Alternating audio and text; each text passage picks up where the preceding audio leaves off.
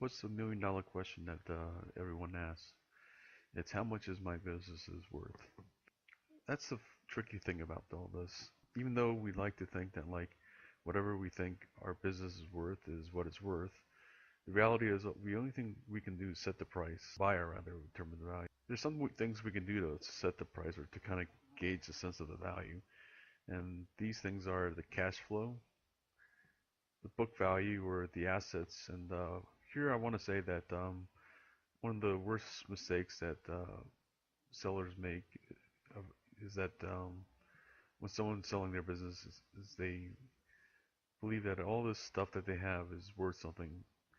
In the end, a buyer is really only going to care about the things that help them to make money with the business.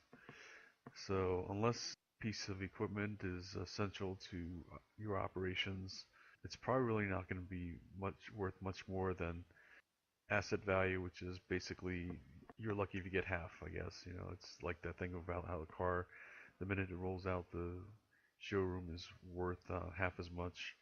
And often with things like computers and other technology, electronics that's easily outdated, it's really not going to be worth very much.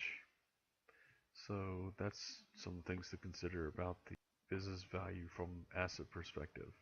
Different times we also like to think that the business is going to be worth a lot based on the uh, potential or the growth, and that's again not something that the buyer may necessarily see the same value. You can try to convince them with your visions of what your business can do, but they may not share the same vision. So really, you can't count on that to determine the value of your business. And a good business advisor will tell you that going into listing your business for sale.